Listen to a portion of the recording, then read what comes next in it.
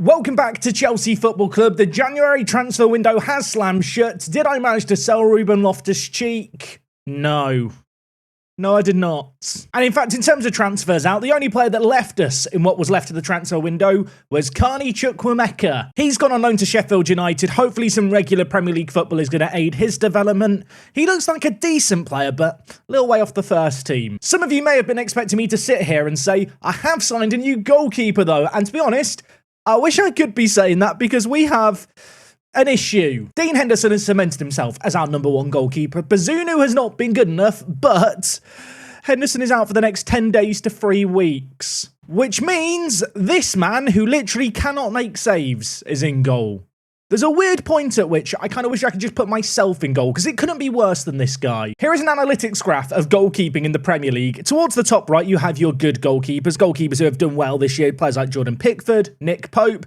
Then you have Matt Turner for Arsenal. He's only played one game. Over on the left is Gavin Bazunu. And you'd be forgiven for thinking that this dot here is Bazunu. No, this dot here, this is Peacock Farrell. Bazunu's spot is where his face is. He's garbage. He has a save percentage of 33%. That's a 33% save percentage in 4 matches. This man is my goalkeeper for today's episode. Speaking of which, 2 nice winnable games away against Burnley, a team who beat us when we played them at home earlier on in the year. After that, Man City, and today, I've not got pizza. I'm anticipating today to be a slightly bonkers episode. I mean, when is it not? Let's run the intro and get straight into things. I'm not ready. I'm really not ready. I don't want to be here.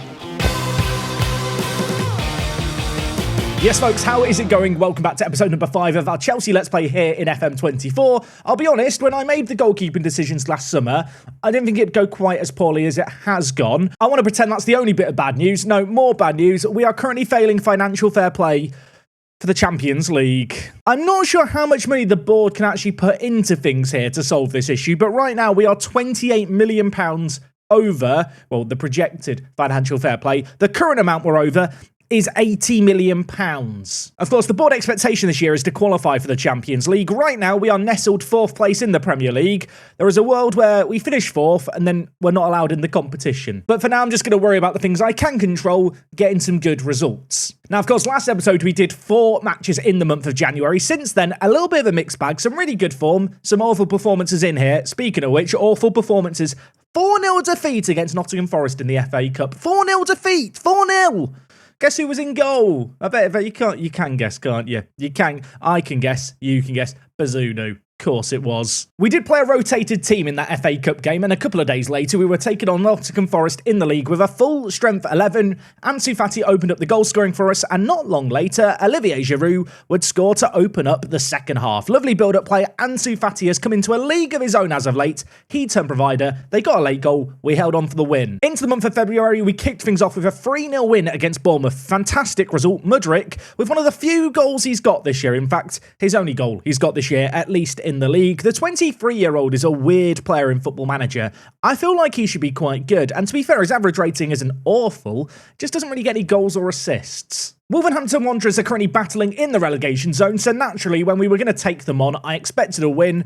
Did we beat them? No, we didn't. They won 1-0. Our XG in this game, 2.63, and yet we couldn't score. And speaking of being unable to score, we did sign one player in January, another striker. Probably should have got a goalkeeper, but I ended up picking up Victor Roque. In real life, he is set for a big move to, I think it's Real Madrid he's going to. 19 years old, already a cap for the Brazilian national team. We've picked him up for £19 million. It's not an insignificant sum of money, but I feel like in terms of getting another striker, it was needed. When I signed him, I was thinking that Broja wasn't going to be here. Bad news.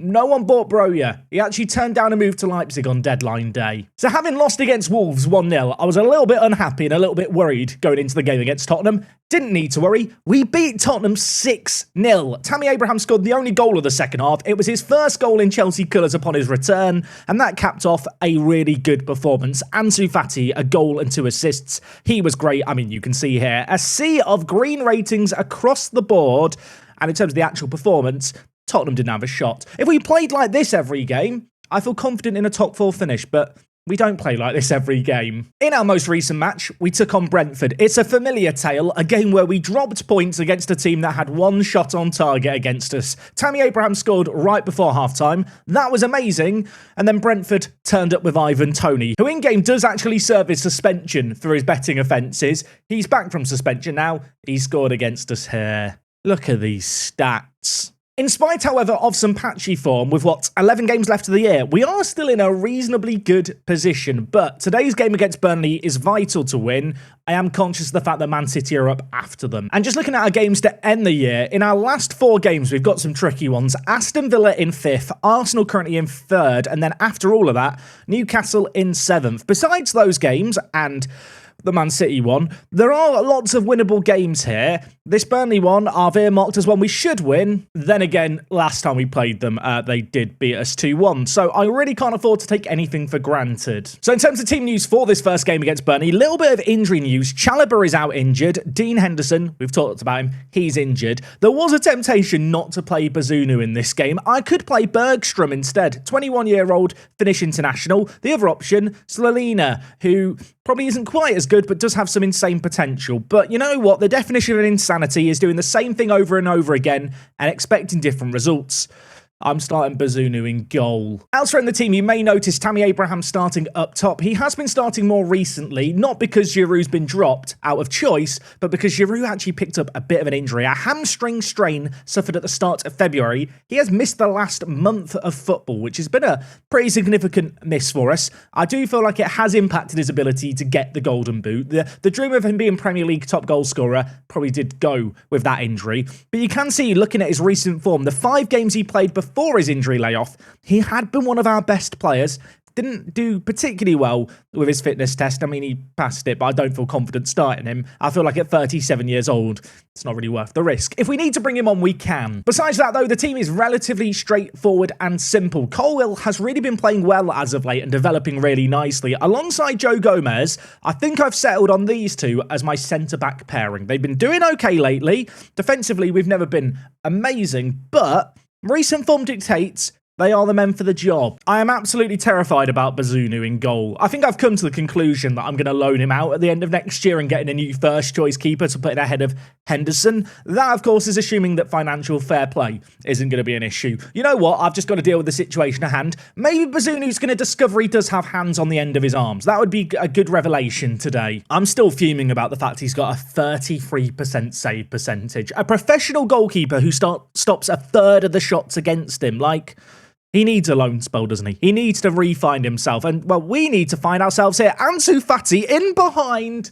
It would have been a great goal to kick things off. And Nkunku, free kick. Edge of the box, probably in shooting range if he wants to go for it. There's a 4v5 of players in the middle that we probably could have looked to exploit. In the end, though, the free kick does sail over. I'm not sure if people have noticed this, but with this series, I am uploading the videos in 4K. They're not recorded in 4K, but it does help with the compression a little bit on YouTube. I don't know if it's notable, the fact that the matches are in a bit better quality than they were for FM24, but I feel like with the new Pretty Match engine, we have to make the most of it. We're rapidly approaching half-time. There has been one shot on target in this game. The good news is it's not been against Bazunu. It's 0-0 at the break. It's just not good enough, is it? I'm going to get shouty. I'm not going to move to make any panic changes just yet. But if we get to 60 minutes and I'm not seeing a change in our fortunes, perhaps we need to do it. We are having a lot of possession in this game, but without really finding ourselves in dangerous areas. Let's just try and speed up the tempo a little bit. Look for the overlap where we can in those wider areas.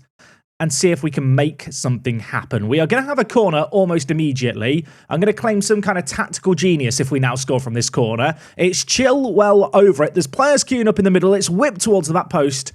And there you have a goalkeeper making a save. What a novel concept. Okay, 61 minutes played here. We have not been good enough. Raheem Sterling's going to come off for Mudryk. I'm going to bring in Madueke out on the right-hand side. There is a temptation here to bring in Victor Roque, but I'm going to stick with the proven player, Olivier Giroud. On you come.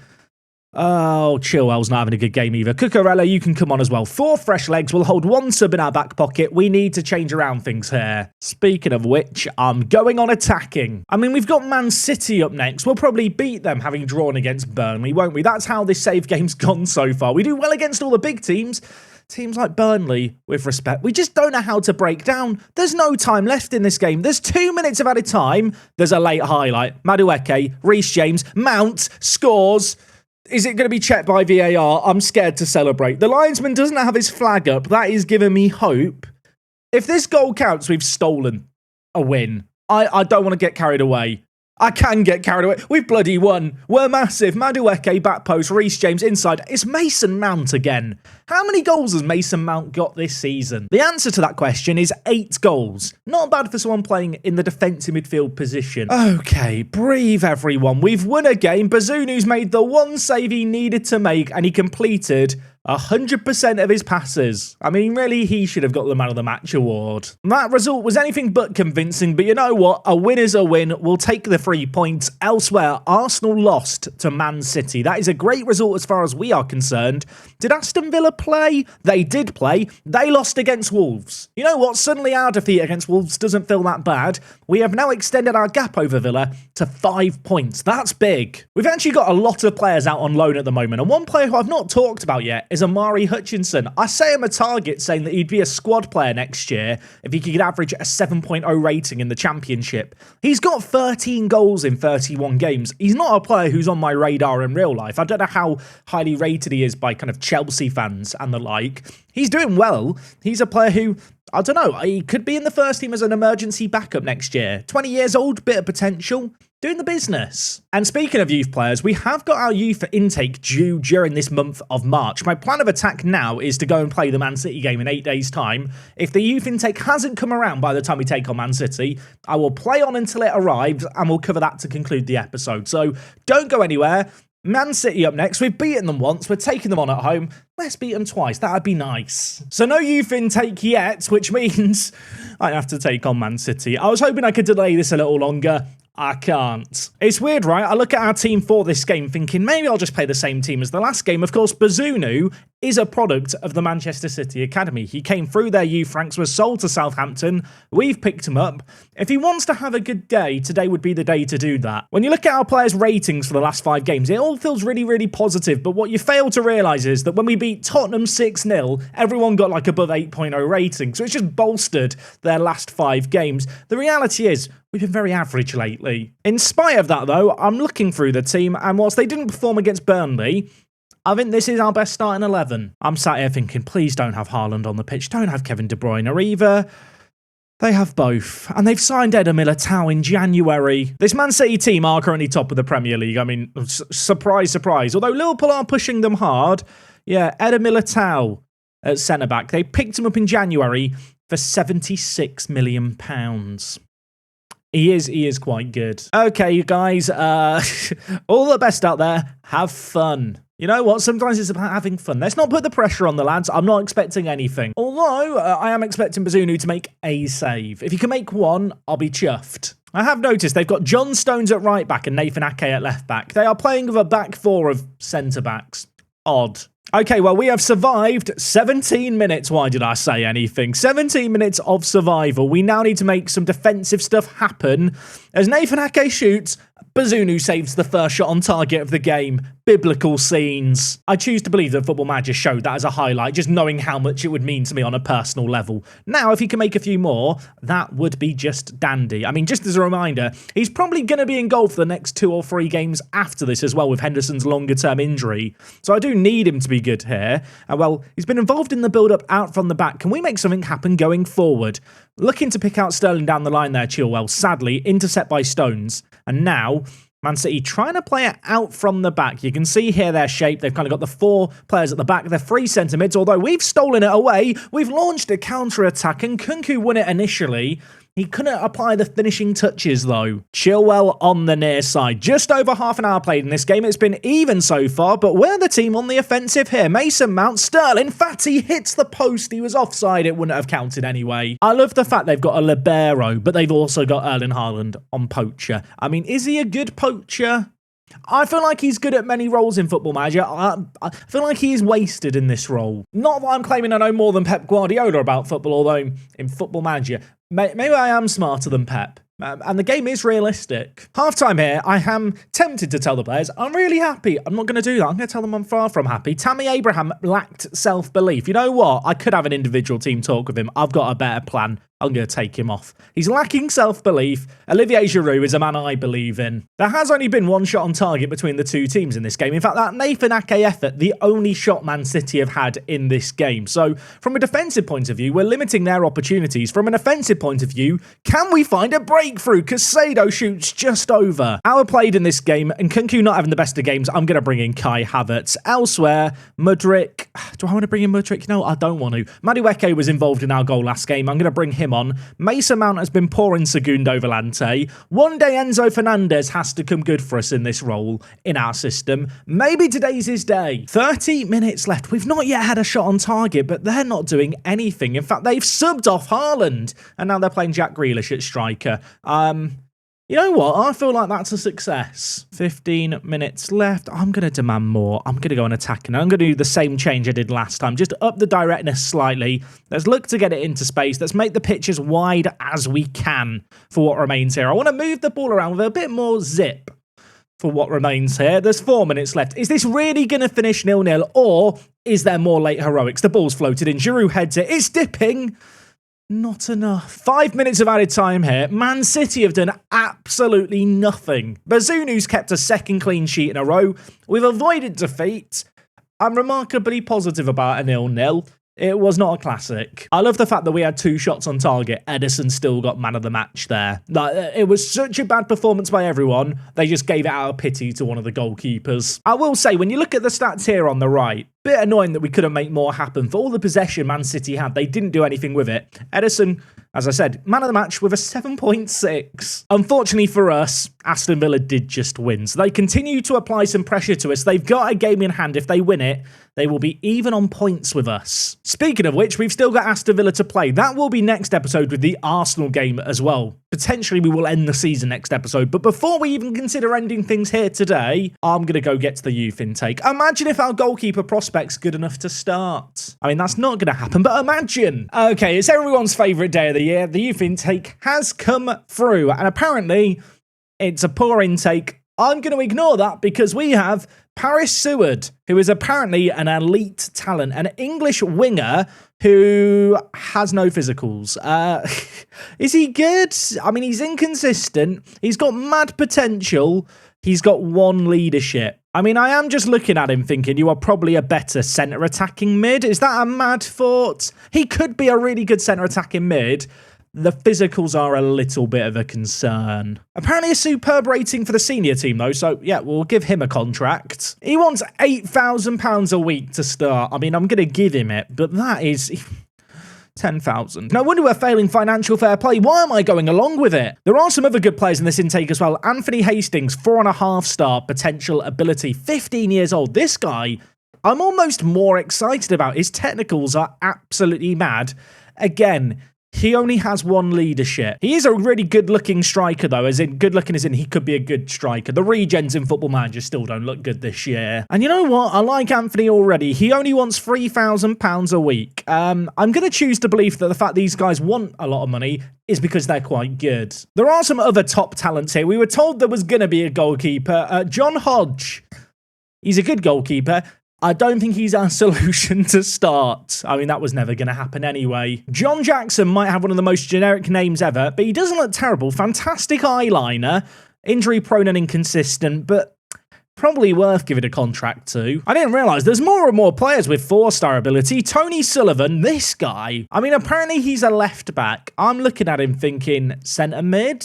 Roaming playmaker? I just look at his physicals and think with his pace, he's never going to be an amazing wing back. But actually, in terms of his central midfield abilities, he's actually rather versatile. He could play like a box-to-box midfielder role. I feel like playing a man with 12 finishing at left back is probably an error. And the last of the players with 4-star potential ability of the top talents through our intake.